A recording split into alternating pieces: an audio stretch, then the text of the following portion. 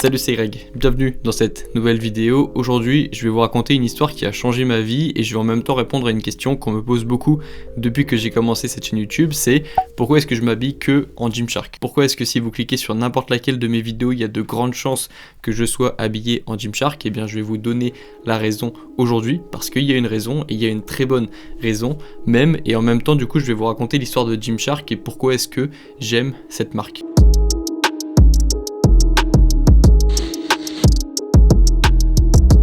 Alors moi je porte du Gymshark depuis 4 ans maintenant, et maintenant la marque est devient de plus en plus connue, donc je pense qu'il y en a certains d'entre vous qui connaissent bien cette marque, mais c'est pas encore au niveau de Adidas ou Nike, donc j'imagine que vous connaissez pas tous Gymshark, mais il faut savoir que Gymshark c'est quand même une boîte qui est valorisée à plus d'1 milliard de dollars aujourd'hui, c'est la marque numéro 1 concernant les vêtements de sport et le fitness en général, et c'est une marque qui a été créée par un étudiant. Plus maintenant du coup, parce que heureusement que lorsque tu arrives à faire une boîte à 1 milliard de dollars, tu peux quitter tes études pour vivre de ta passion. Mais à la base, c'est un étudiant qui a créé Gymshark qui s'appelle Ben Francis, et c'est la raison numéro 1 pour laquelle Gymshark est une inspiration et pour laquelle je porte beaucoup de Gymshark au quotidien. Et vous savez, je pense que dans la vie, c'est important d'avoir des modèles, d'avoir des personnes qui ont de l'avance sur nous, que ce soit dans leur sagesse ou que ce soit dans leur expérience ou que ce soit dans leur parcours aussi, juste d'avoir des personnes qui ont plus d'expérience que nous, qui ont vécu plus de choses que nous, qui ont peut-être vécu la vie qu'on a envie d'avoir avant nous et qui du coup peuvent nous donner un aperçu de notre futur si on continue de bien travailler ou de continuer de faire des efforts globalement. Je pense que c'est important d'avoir des modèles, et moi j'aime avoir des modèles dans quasiment tous les domaines de ma vie, dans le milieu perso, dans le milieu pro. J'ai toujours eu des modèles, à commencer par la famille, des personnes dans la famille qui servent de modèle dans un domaine en particulier. Par exemple, mon papy il est très persévérant et j'aimerais bien reprendre cette persévérance. Mon père il est très drôle, donc ça me sert aussi, j'aime bien ce trait de caractère. Maman aussi est un modèle dans certains domaines de ma vie et j'essaye de reprendre du coup ces qualités là. Et puis dans le milieu pro aussi, je me rappelle que lorsque j'étais gendarme réserviste, on avait été formé par l'antenne GIGN pour de la self-défense, pour des opérations stratégiques, tactiques, etc. On avait une petite formation, et je me rappelle qu'il y avait un membre de l'antenne GIGN qui m'inspirait beaucoup, qui représentait quelque chose que j'avais envie de représenter moi aussi plus tard, et donc je m'étais inspiré de lui pour mes entraînements. Et je me rappelle que même aujourd'hui, si vous me voyez toujours faire des tractions sur cette chaîne, c'est parce que j'ai gardé ce côté-là un peu militaire que j'aimais bien lorsque j'étais gendarme réserviste, et j'ai gardé ça. Et voilà, c'est ça l'intérêt d'avoir des modèles, c'est que c'est une source d'énergie et une source d'inspiration qui est quasiment infinie. Et Gymshark, du coup, et donc Ben Francis, qui est le fondateur de Gymshark, est un modèle, et le modèle de référence pour ma vie professionnelle et pour ma chaîne YouTube, parce que c'est un projet, Gymshark, à la base, qui a été né en double vie, c'est même une triple vie. En fait, si tu suis vraiment l'histoire de Gymshark, tu verras que Ben Francis allait en école de commerce la journée, le soir il travaillait à Pizza Hut, et puis la soirée, du coup en vraiment fin de soirée, il avançait sur Gymshark. Et tu verras que si tu suis la chaîne, tu le verras en train de faire ses vêtements le soir, en train d'imprimer et d'envoyer ses vêtements le soir. Donc c'est vraiment le hustle, comme on dit en anglais, c'est vraiment la double vie aussi, comme j'aime bien dire. Et ce concept de double vie dont je parle beaucoup sur cette chaîne, l'idée d'avoir des études qui nous rassurent, qui rassurent notre entourage et qui nous apportent une promise stabilité, avec à côté des projets sur lesquels on avance plutôt le soir, qui eux nous passionnent vraiment mais qui sont pas encore assez rentables pour nous permettre de vivre à fond de ces projets. Ce concept, c'est vraiment le concept qui illustre ma vie depuis 2 ans. Ça fait 2 ans que je vis cette double vie, et donc évidemment l'histoire de Gymshark m'a marqué. Et du coup, ça a été très simple pour moi de m'identifier à Gymshark, parce que Ben Francis a créé Gymshark à peu près au même âge que moi j'ai créé ma chaîne YouTube. Il était en école de commerce, moi je suis en études de droit, donc c'était facile de m'identifier, et c'est vraiment pour moi la référence dans le milieu pro et dans le milieu entrepreneurial. Et donc ça c'est bien déjà d'avoir une inspiration, c'est bien d'avoir un modèle en tête, mais c'est encore mieux d'avoir un plan qui suit du coup cette inspiration, d'essayer de non pas seulement s'inspirer d'une personne, mais d'essayer de refaire un plan par rapport à l'expérience de cette personne, ou alors prendre les conseils de cette personne pour nous-mêmes faire notre bout de chemin et potentiellement inspirer d'autres personnes après. Et du coup, moi ce que j'ai fait, c'est que j'essaie de reproduire le modèle de Gymshark à mon échelle, essayer de comprendre le succès de Gymshark pour essayer moi de réussir avec ma chaîne YouTube, et j'ai trouvé plusieurs éléments, et même c'est pas forcément très compliqué parce que Gymshark, enfin plutôt Ben Francis, partage déjà des enseignements sur la création de la startup qui est Gymshark, et partage déjà des conseils qu'il aurait aimé savoir plus tôt, un petit peu comme moi je l'ai fait sur cette chaîne. Donc j'ai même pas forcément besoin de pousser mes recherches, il y a déjà du contenu accessible qui nous permet d'apprendre, de comprendre un petit peu mieux le succès de Gymshark et d'essayer d'appliquer ça dans notre vie perso et pro. Et moi, ce que j'ai tiré de ce modèle, du coup, c'est 3 conseils.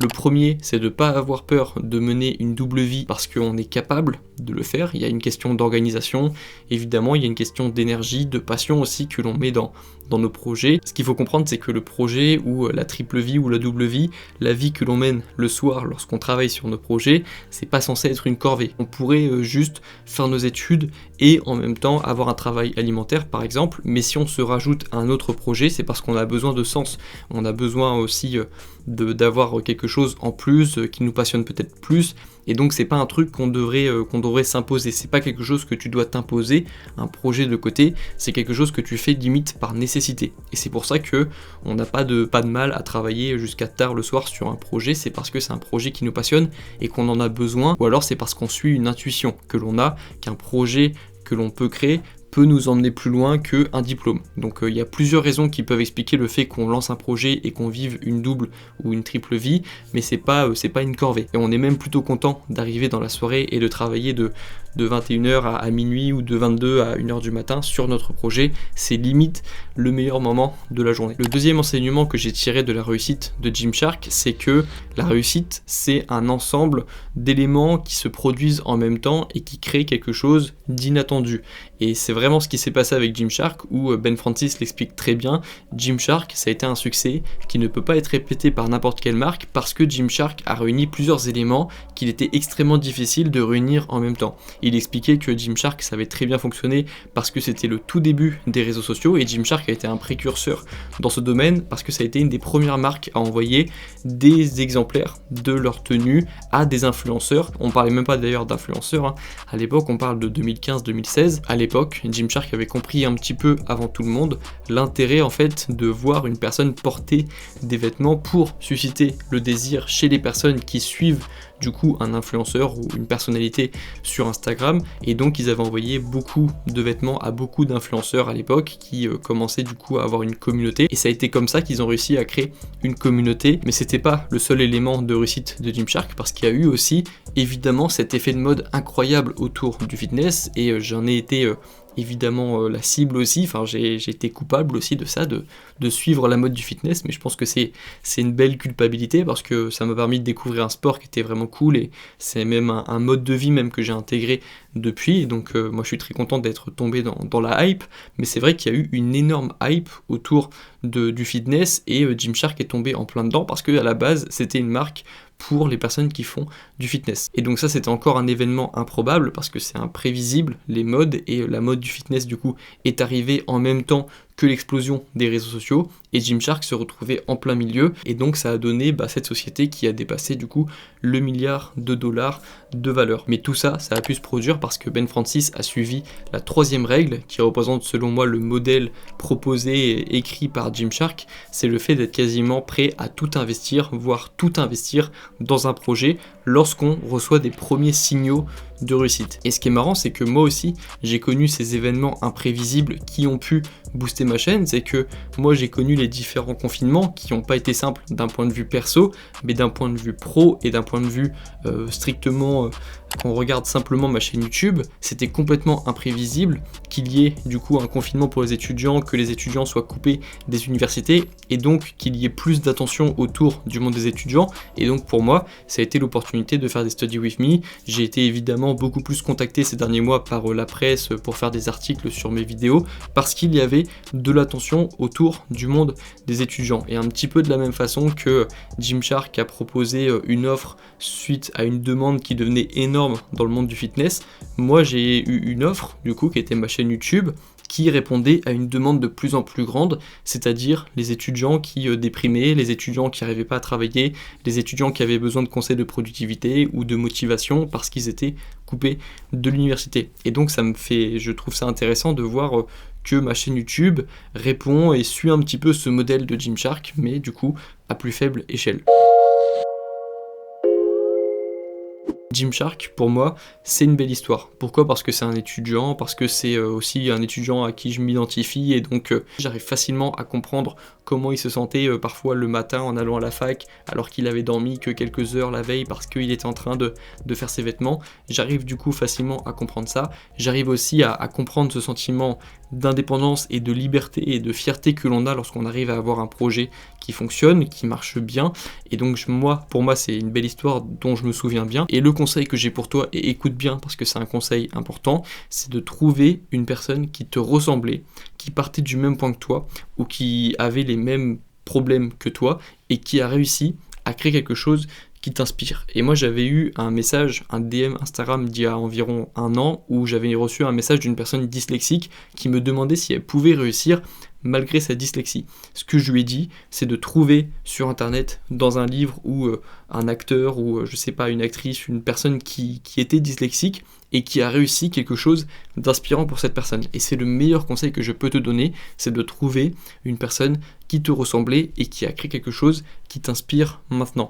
Parce qu'on peut dire ce qu'on veut, mais s'il y a une personne qui nous ressemblait, qui partait du même stade que nous dans la vie, ou qui nous ressemblait, qui avait les mêmes problèmes aussi, une personne à qui on peut vraiment s'identifier, et que cette personne a réussi à faire quelque chose, tu ne réussiras pas forcément à avoir le même niveau de succès, mais tu peux au moins t'en inspirer pour progresser un petit peu. Parce que ce qui compte, c'est juste que notre vie progresse un petit peu, pas chaque jour, mais chaque semaine, chaque année, qu'on aille un petit peu mieux chaque année. C'est ça le secret. C'est pas de passer de 0 à 1 milliard de dollars comme Gymshark en quelques années, même si je pense que ça rend heureux, mais ça rend heureux surtout parce que c'est une progression. Et pour progresser, il faut être inspiré par des personnes, et c'est pour ça qu'il faut que tu te trouves des modèles qui vont t'inspirer à faire progresser un petit peu ta vie perso et un petit peu ta vie pro. Et je pense que comme ça, tu seras un petit peu plus heureux dans ta vie. Maintenant, du coup, tu sais pourquoi j'aime Gymshark, tu connais un petit peu mieux l'histoire de Gymshark, et tu sais du coup pourquoi j'aime porter des vêtements Gymshark, parce que tu sais ce que Gymshark représente pour moi. J'aimerais bien, dans les prochaines semaines, dans les prochains mois, ou dans les prochaines années, s'il le faut, tenter d'être un athlète Gymshark, tenter d'être sponsorisé par Gymshark. J'ai des petits plans, je vais pas te mentir, j'ai des petits plans en tête pour rentrer du coup dans la famille Gymshark et devenir un athlète sponsorisé par Gymshark. Je vais pas tout te raconter dans cette vidéo parce que j'ai d'autres vidéos prévues sur le sujet, mais voilà, sache que moi je n'ai pas envie d'avoir d'autres sponsors que Gymshark. Protein, MyProtein, rien à faire, Prozis, rien à faire. Si tu es dans le milieu du fitness, tu sais que ce sont les 2 gros sponsors qui sponsorisent quasiment tout le monde. Moi j'en ai rien à faire, ce sera non pour tout le monde sauf pour Gymshark. Ça peut être un petit objectif sympa, ça peut être un peu le fil rouge de la chaîne. Je trouve ça bien d'avoir des objectifs un petit peu plus élevés en fait, où les chances de réussite sont assez faibles, mais tenter quand même, parce que ça peut être marrant. Et c'est aussi pour ça que par exemple sur TikTok, si tu regardes mon compte TikTok, tu verras que je suis toujours habillé en Gymshark, parce que j'ai l'idée que un jour peut-être un manager de Gymshark va tomber sur mes TikTok et va m'envoyer un message. C'est comme ça aussi que j'ai créé ma chance depuis que j'ai lancé ma chaîne YouTube. C'est en y allant parfois au culot, ou c'est juste en travaillant de mon côté, en espérant avoir un mail magique un jour pour me dire que une collaboration est possible. C'est comme ça que j'ai travaillé depuis le début avec ma chaîne YouTube, et je continue du coup avec Gymshark. Je travaille de mon côté, et puis un jour, si ça se trouve,